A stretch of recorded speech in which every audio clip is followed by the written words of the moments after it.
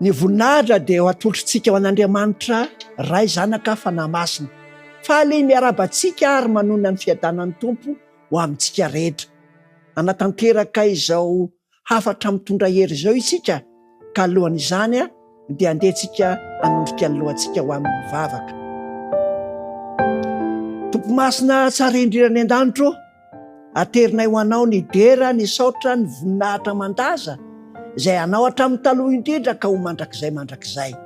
Indreto izay Tompo malalo, mangetaheta ny fahamarinanao ary te hanovo finoana sy hery avy aminao. Koa dia omeo anay araky ny sitraponao sy ny fatra avy aminao izany, iveloman'ny fiainanay ara-panahy ao anatrehanao ary hafahanay hijoro matoky ho anao Tompo malalo. Ny vavaka dia tononona amin'ny anaratsinao Jesosy Kristy ilay Tompo tianay. Amen. Amin'ity anio ity dia manana lohahevitra manokana isika, manao hoe mitondra hery ny finoana, mitondra hery ny finoana. Ny bokin'ny Hebreo 12 dia hitanysany Paoly ireo olo-malaza ny finoana, ary ny 12:2 dia iresahany Paoly ny mahakasika ny asan'i Kristy manoloana izany finoana izay avy nitansainy eo amin'ny 12 izany. Ndeha jerentsika ny bokin'ny Hebreo 12 ary ny 2. Mijery an'i Jesosy tompon'ny finoantsika sy mpanefa azy, izay naharitra ny azo fijaliana fa tsy nitandroenatra mba hahazoany fifaliana napetraka teo anoloany, ka dia efa mipetraka eo ankavanany seza fiandrianan'Andriamanitra izy. Mijery an'i Jesosy tompon'ny finoana sy mpanefa azy. Jesosy zany dia tompon'ny finoana, anazy ny finoana zay nizaraina tamintsika, anazy ireny finoana ireny nanomboka tany amin'ny Adama ary mandraka ankehitriny, ny finoana rehetra zay miasa dia azy avokoa. Koa inona ary no tokony atahorantsika raha efa eo amintsika ny finoana? Nisy ray mpianakaviana izay nanana olana ara-pahasalamana izy, kanefa ny tena marina kokoa tsy izy fa ny zanany lahy, dia nataony ny fanahy ratsy, nampijaliany ny fanahy ratsy. Dia hoy Jesosy namaly ny fitarainana. Taraina mantsy izy Jesosy, raha misy azonao atao dia ataovy, fa tsy tafavoaka ny mpianatra ny zavatra nangatahana. Dia hoy izy eo Marka 7:7, Marka 7:7, ny amalian' Jesosy ity ray mpianakaviana ity, zao no tenin' Jesosy. Marka 7:7, fa hoy Jesosy taminy, hainao hoe ny zavatra rehetra dia hainy mino. Ny zavatra rehetra dia hainy mino. Ry havana, izany tenin' Jesosy zany dia mitondra hery mandraka ankehitriny, fa amin'ny alalan'ny finoana dia mandray fanavotana, mandray hery, mandray ny famonjena isika, araky ny teny manao hoe mba tsy ho vezy rehetra mino azy fa hanana fiainana mandrakizay. Ny finoana dia mitondra hery. Tsarotsika tsara i Abrahama efa 100 taona, Sara vadiny 70 taona, fa noho ny herin'ny finoana dia nanananaka izy ireo, dia Isaka izany. Voatantara izany herin'ny finoana tao amin'ny Abrahama sy Sara vadiny izany araka ny Romanina 4, Romanina 4 ny 2:20 ka hatramin'ny 7:20, fa ny herin'ny finoana zay tao amin'izy ireo no nananany farasy dimy, dia Isaka izany. Romanina 4 ny 2:20. ary na dia efa tsy misy nanantena aza dia nanantena ihany izy kanina. Hitantsika am'izany ny asaribidin'ilay finoana, nanantena izy kanina mba ho rainy ny firenena maro, araka ny voalaza hoe ho tahaka izany ny taranakao. Ary satria tsy mba nalemy finoana izy, dia ny hevitra ny tenany izay efa ohatrany maty, fa efa tokony ho 100 taona izy sy ny fahafatesany kibony sara, ary tsy nianahana ny am'tendrika asan'Andriamanitra tamin'ny tsy finoana izy, fa nampaherezony finoana ka nanome voninahitra an'Andriamanitra. Ary natoky indrindra fa izay nolazainy de hainy ataoko, hainy ataoko, zay lazain'Andriamanitra de hainy atao. Ary izany no finoana mitondra hery. Aoka zany anikilina amin'Andriamanitra ny fiainantsika, fa rehefa izao no lazain'Andriamanitra de tanterahany izany. Hamonjy anao de hainy atao izany.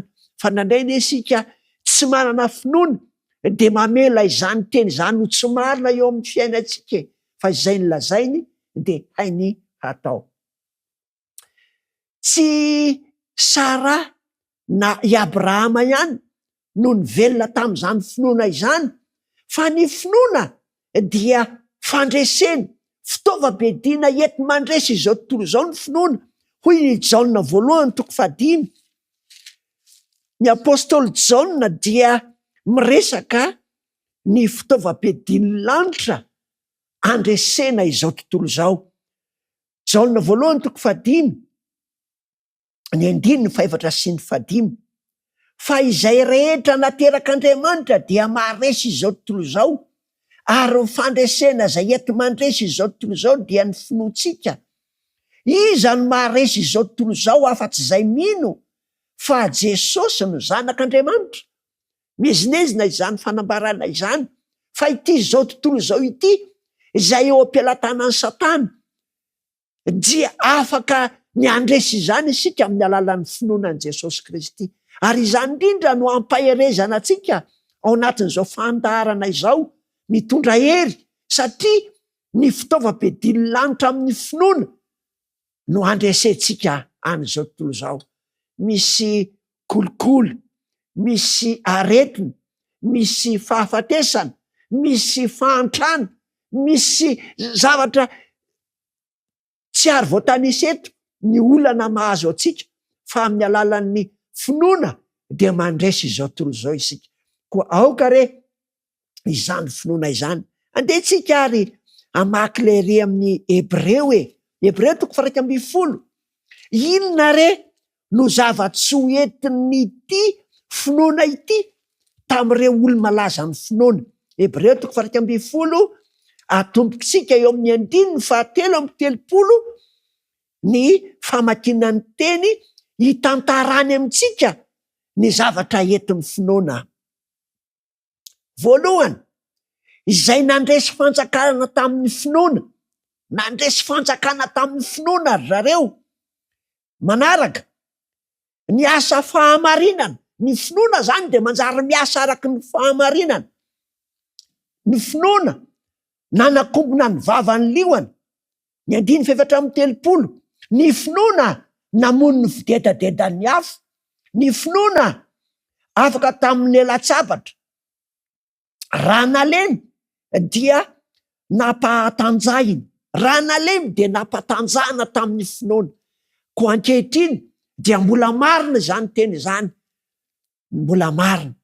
Nisy fotoana anankiray izay navery ahy tany anaty ala, natonga ihany koa tsy maintsy mitarana, za tsy de afaka milomano, fa ny finoana nomen'Andriamanitra dia no nahazahoana nyampita tamin'ilay rano, natanjaka noho ny finoana. Mahafinaritra Andriamanitra. Ny 9:7-30 ihany, tonga nahery tamin'ny ady, noho ny finoana dia tonga nahery tamin'ny ady, dia nampandositra ny miaramila amin'ny firenena hafa ry havana.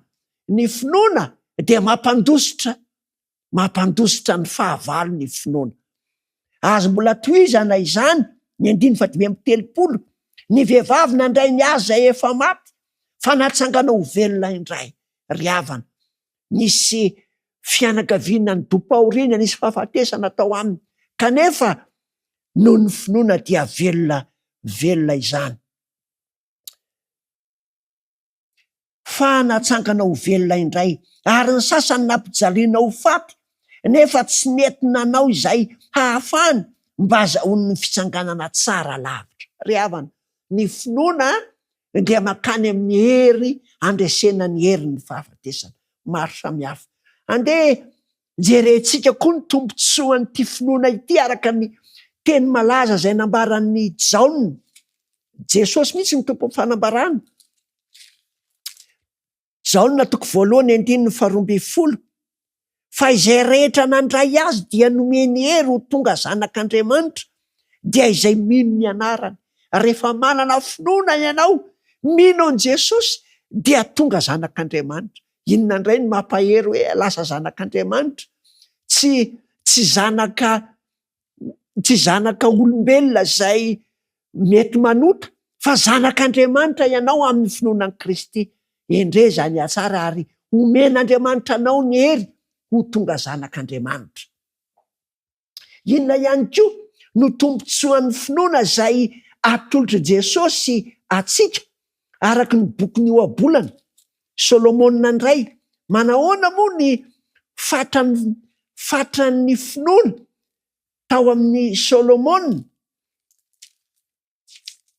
Ohabolana 10:17.